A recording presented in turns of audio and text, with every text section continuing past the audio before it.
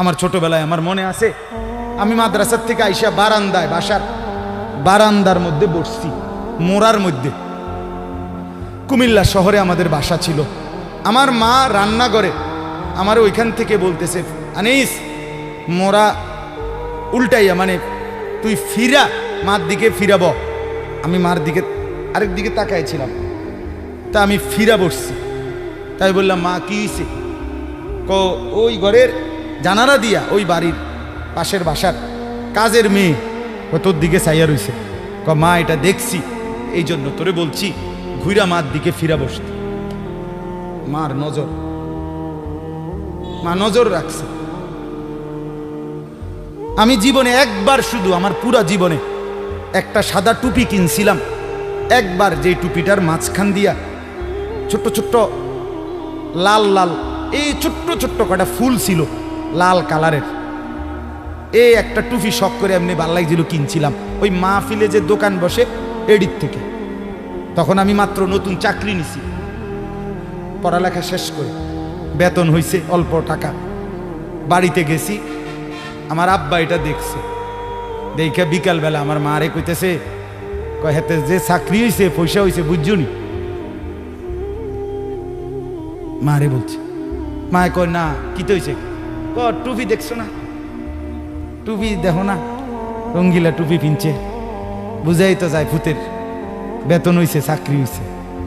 রাত্রে আসার পরে মা, আমি বাহিরের থেকে আসছি, আরে মা আমারে বলছে, ফুত তোর আব্বা মনে হয় টুপিটা পছন্দ করে নাই, সারা জীবন তোরে সাদা টুপি পরাইছে, তুই কিনলে গায়ে লাল ফুলওয়ালা টুপিটা কিনলি। এই যে খুলে রাখছি, আর কোনোদিন পড়ি নাই। বাবার নজর, মার নজর। আমার ভাই, বাপ মার সেই আদর সোহাগ।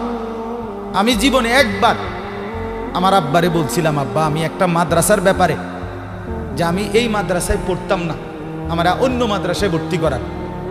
আমার আব্বা বলছিল, ফুত পরের বেলা ভাত আমার ঘরে খাইও না, এক লোকমা ভাত মুখে দিবা না, বাইর তুমি কই ফরবা তুমি বুঝো, ফরলে ফরো, না ফরলে ফিচে দিয়ে ফেরো, কিন্তু আমার ঘরের ভাত খাইও না। আমি যে এনে বলছি এনেই পড়তে হইব না। তো কানতে কানতে, চোখ মুছতে মুছতে সকালবেলা ভোরে চলে গেছি ওই মাদ্রাসায়। বুঝছি বাপ আমার এতটা শক্ত যে আসলেই আমারে বাদ দিবে না। বাবার সেই কঠোর শাসন আজ আল্লাহর কসম মনে হয় আল্লাহর কথা আপনাদের সামনে বলবার তৌফিক দিছে। আজ মা বাপ গাফেল হয়ে গেছে, গাফেল গাফেল। আপন ছেলে, মা বাপ বাইচা থাকতে আপন ঘরে ছেলেটা একদিনও ফজরের নামাজ পড়ে না, মা বাবার কলিজায় কোনো ব্যথা নাই। কেমনে মাইনা নেয় এটা? কিভাবে সম্ভব? আপন স্ত্রী, স্বামী তুমি বেঁচে আছো, তোমার স্ত্রী পুরা গ্রাম হাঁটে, পুরা মার্কেট হাঁটে, তোমার বেড়ি রে সবাই চিনে, সবাই চিনে বেড়ি রে। তুমি বেড়া বাচ্চা রয়েছো কেন? তুই ফাঁসি দেস না কেন? তুই মরস না কেন বেটা? কেন তুমি মরো না? আত্মমর্যাদা যদি মুসলমানের না থাকে, আত্মসম্মান না থাকে, আমার জীবনে আর রইলটা কি? আমার জীবনের আর আছেটা কি? এজন্য ছেলেদেরকে বলি, বাপ দিন শিখো, আল্লাহর কোরআন শিখো, নামাজকে ভালোবাসো, চেহারা সুন্দর হবে, আখলাক সুন্দর হবে, দুনিয়াতেও সুখ মিলবে, আখেরাতেও সুখ মিলবে। এই বন্ধুর কথা ফেলে দিও না। আমি সব সময় বলি যে তোমার ছবি দেখায়, নাচ দেখায়, উলঙ্গ দৃশ্য দেখায়, জিনা ব্যভিচারের রাস্তায় নিয়ে যায়, মদের বোতল তুলে দেয়, ফেন্সিডিলের বোতল তুলে দেয়, ইয়াবার ট্যাবলেট তুলে দেয়, আল্লাহর কসম এটা বন্ধু না, বন্ধু না, এটা শয়তান, ইবলিস, শয়তান, এটা শয়তান, এই হারামি শয়তান। যেই মেয়ে তোমার বিবাহ বহির্ভূত, যেই মেয়ের সাথে প্রেম করো, এই মেয়ে মেয়ে না, এটা সরাসরি ইবলিস, এটা শয়তান, শয়তান। এটা তোমারে ভালো করবে না।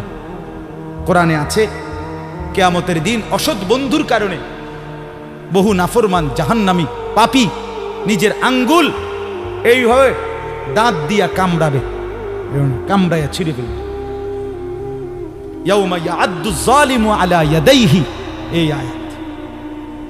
দাঁত কামড়াইয়া, আরে আঙ্গুল দাঁত দিয়া কামড়াইয়া ছিঁড়ে ফেলবে আর আফসোস করে বলবে, ইয়া লাইতানি লাম আত্তাখিজ ফুলানান খলিলা, হায় আমার মন্দ কপাল, যদি সেই অসভ্যকে বন্ধু না বানাইতাম। আল্লাহ নবী সাল্লাল্লাহু আলাইহি সাল্লামের চুল মুবারকের মতো চুল রাখবেন কোন দিন? নবী সাল্লাল্লাহু আলাইহি সাল্লামের মতো চেহারা বানাবেন কোন দিন? নবী সাল্লাল্লাহু আলাইহি সাল্লামের মতো পোশাক, সাহাবীদের মতো পোশাক পরবেন কোন দিন? নবী সাল্লাল্লাহু আলাইহি সাল্লাম যেভাবে ঘুমাতেন সেই ঘুমাবেন কোন দিন? নবী সাল্লাল্লাহু আলাইহি ওয়াসাল্লাম যেভাবে স্ত্রী ছেলে মেয়ের সাথে সংসার করতেন সেটা করবেন কোন দিন? নবী সাল্লাল্লাহু আলাইহি সাল্লাম 5 ওয়াক্ত নামাজ পড়তেন, সেটা শুরু করবেন কোন দিন? নবী সাল্লাল্লাহু আলাইহি সাল্লামের স্ত্রী মেয়েরা শতভাগ পর্দা করতেন, সেটা আপনি শুরু করবেন কোন দিন? নবী সাল্লাল্লাহু আলাইহি সাল্লাম আজীবন হালাল খাইতেন, আপনি হালাল খাবেন কোন দিন? সুদ ছাড়বেন কোন দিন? ঘুষ ছাড়বেন কোন দিন? ওজনে কম দেওয়া ছাড়বেন কোন দিন? মিথ্যা বলা ছাড়বেন কোন দিন? নবী সাল্লাল্লাহু আলাইহি ওয়াসাল্লাম ভিন নারীর থেকে নিজেকে হেফাজত করতেন, আপনি নাচ দেখা, গান দেখা, সিনেমা দেখা, নর্তকী দেখা, নাটক দেখা, জিনা করা, ব্যভিচার করা, অসভ্যতা করা, এটা ছাড়বেন কোন দিন? বলেন আমারে। হ্যাঁ, নবীর ভালোবাসা এটা মামুর বাড়ি, হ্যাঁ, এটা আপনার নানার বাড়ি আর মামুর বাড়ি। আপনি ডুল্লা ডুল্লা কইবেন আর নবীর ইশক মোহব্বতে আপনি বাইসা যাইবেন। চেহারায়, সুরতে, আমলে, আখলাকে জিন্দিগির কোথাও রাসূলুল্লাহ সাহাবীদের তরিকা থাকবে না। আপনি নবী প্রেমিক হবেন, এত বড় মিথ্যা নিজের জন্য ফয়সালা করেন না, নিজের ব্যাপারে এত বড় ভুল করেন না বাপ, নিজের এত বড় ক্ষতি করেন না। অনুরোধ আমার ছেলেদেরকেও বলি, বাপ, এই যৌবন, এই বয়স আল্লাহ তাআলা ইবাদতের জন্য দিয়েছেন। কোরআনুল কারীমে আল্লাহ তাআলা বলেন, সুম্মা নুখরিজুকুম তিফলান, আমি মানুষের সন্তানকে প্রথম মায়ের পেট থেকে বাচ্চা আকারে বের করি। সুম্মা লিতাবলুগু আশুদ্দাকুম, অতঃপর তার দেহে আমি আল্লাহ শক্তি দিতে থাকি, দিতে দিতে যৌবনে শক্তি পরিপূর্ণ করে দেই। তাহলে আল্লাহ তাআলা যুবককে শক্তি পূর্ণ দিয়েছেন, আল্লাহর কসম, শুধুই আল্লাহ তাআলার বন্দেগীর জন্য। যুবক মানে যৌবনের এই শক্তি আল্লাহর দেওয়া, আল্লাহর দেওয়া। আপনারা ভাবেন তো, কারো যদি 1 ঘন্টায় বা 2 ঘন্টায় 6 বার 7 বার পেটে অসুখ হয়, পায়খানায় যায়, এরপরে তো শক্ত সামর্থ্য যুবকটা বিস্তার শুয়ে যায়, ঠিক কিনা বলেন? আপনি বলেন তো, কেন বড়াই করছেন? আপনার কি হইছে? আপনার তো হাত খুললে গেছে, না পাও খুললে গেছে, না নাক ফুরে গেছে, কিচ্ছু তো হয় নাই। পায়খানা না বাইরিছে, দুর্গন্ধযুক্ত পায়খানা পেটের থেকে বাইরিছে। তুই বেটা এত দুর্বল, সামান্য পায়খানাই তোমার শরীর থেকে একটু বেশি বাইরিয়ে গেলে তুমি হুত্যা লাও, তুমি নি মাতবুরি দেখাও। এই অপদার্থ, তুমি অহংকার করো কেমনে? কথা বলেন, আমি বড়াই দেখাই কেমনে যে আমি সামান্য পায়খানা, এটার কাছে আমি এত দুর্বল? আমার কি বড়াই করা সাজে? তাহলে আমাদের প্রতি সেকেন্ডের সুস্থতা, আমাদের শক্তি সবল, এটা তো আল্লাহর দান। কার দেওয়া বলেন না? আল্লাহর দান। আল্লাহর দেওয়া সেই শক্তি, আল্লাহর দেওয়া সেই বল, আল্লাহর দেওয়া সেই সাহস, আল্লাহর দেওয়া সেই যৌবন, আমার ভাই কেন না ফরমানের মধ্যে ব্যয় করা? কেন? আমি একটা ছোট্ট উদাহরণ দিই, এই কোরবানি সম্পর্কিত উদাহরণ, একটু মনোযোগ দিয়ে শুনেন। ওই যে যেখান থেকে কোরবানি শুরু, আদম আলাইহিস সালামের 2 ছেলে হাবিল কাবিল, জানেন না আপনারা? আমি পুরো ঘটনা বলতেছি না। তো আল্লাহ তাআলা 2 জনকে বলছে কোরবানি দিতে, এই প্রথম কোরবানি। ওয়ালিকুল্লি উম্মাতিন জাআলনা মানসাকান, এই সূরা হজ্জের মধ্যে আছে। আল্লাহ তাআলা বলেন, আমি প্রত্যেক জাতির জন্য কোরবানির হুকুম নির্ধারণ করেছি, একেবারে প্রথম থেকে, আদম আলাইহিস সালামের জামানা থেকে। তো আল্লাহ তাআলা বলেন, ওয়াতলু আলাইহিম নাবা আবনাই আদম বিল হক, হে নবী, আদমের 2 সন্তানের কোরবানির ঘটনাটা আপনি সঠিকভাবে আমার বান্দাদেরকে শুনান, কোরআনে আছে। তো এই আদমের দুই ছেলে হাবিল কাবিল ইজ কাররাবা কুরবানান, আল্লাহ বলেন তারা দুই ভাই যখন কোরবানি দিলেন, ফাতুকুব্বিলা মিন আহাদিহিমা, একজনের কোরবানি কবুল হলো, আলাম ইউতাকাব্বাল মিনাল আখার, আরেকজনের কোরবানি কবুল হলো না। ক্বালা লা আকতুলান্নাক, এই কথাটা খেয়াল করেন, কথাটা শুনেন। যে ভাইয়ের কোরবানি কবুল হয় নাই তার নাম হলো কাবিল, আর যার কোরবানি কবুল হয়েছে তার নাম কি? হাবিল। তো এই কাবিল যার কোরবানি কবুল হয় নাই, সে তার ভাই হাবিলকে বলল লা আকতুলান্নাকা, আমি তোকে মেরেই ফেলব। নাউযুবিল্লাহ, এই কথাটা একটু খেয়াল করেন। কাবিল বলল আমি তোকে মেরেই ফেলব, হাবিলকে বলছে আমি তোকে মাইরালাম। মানে কি? মানে হইল আমি যেই নারীর প্রতি আসক্ত, নারীর লোভ, আমি তোকে মেরে ফেলবো প্রয়োজনে, এরপরও আমি যাকে চাচ্ছি আমি তাকেই বিয়ে করব।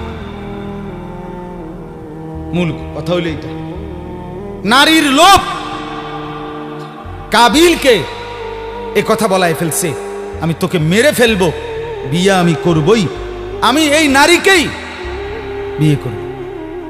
অথচ এই নারীকে বিয়ে না করতে নিষেধ করছে এক নম্বরে সরাসরি আল্লাহ, কারণ এটা আল্লাহর হুকুম। বিয়ের যেই পদ্ধতিটা আল্লাহ বলছে, কাবিল তার উল্টাটা করছে, চাচ্ছে, তাহলে এটা প্রথম কার হুকুম?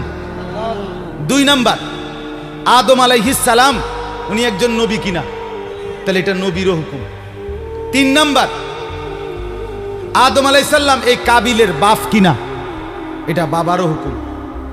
চার নাম্বার, কোরবানি করো দোনোজনে, যারটা কবুল হবে তার সে বিয়ে করবে, এটা হলো আল্লাহর বিধান, মানে শরীয়ত। এটা কি? শরীয়ত। এই কাবিল এই নাফরমান নারীর লোভে সে বলল আমি আল্লাহর হুকুমও মানি না, আমি নবীর হুকুমও মানি না, আমি বাপের কথাও মানি না, আমি শরীয়তও মানি না, আমি এরই বিয়ে করি। খেয়াল করছেন? নারীর আসক্তি, নারীর লোভ, হারাম প্রেম, হারাম ভালোবাসা তারে কত জঘন্য পরিণতিতে নিয়ে গেছে। সে বলতেছে আমি আল্লাহর হুকুমও মানি না, আমি নবীর হুকুমও মানি না, আমি বাপের হুকুমও মানি না, আমি শরীয়তও মানি না, আমি এরই চাই। এই আজকের যুবক, আজকের নওজোয়ান ছেলে মেয়েদের হালাত এটা। আমি আল্লাহকে মানি না, আমি রসুল মানি না, আমি মা বাবার সম্মান ইজ্জত, বংশের মর্যাদা, গ্রামের ইজ্জত কিচ্ছু মানি না। আমার দরকার আমার মোবাইল, আমার অশ্লীল ছবি, অবৈধ প্রেম, হারাম ভালোবাসা, কোনো মেয়ের সম্পর্ক, জিনা ব্যভিচারের সুযোগ, অশ্লীলতা, বেহায়াপনা, পার্ক, রেস্তোরাঁ, বিনোদন কেন্দ্র, হোটেল মোটেল, অথবা কোনো চিপা গল্লি, অথবা গোপন কোনো অসভ্য জায়গা। আমার দরকার নারী, আমি আল্লাহ মানি না, রসুল মানি না, মা বাপ মানি না, শরীয়ত মানি না, আমি চাই নারীর আসক্তি।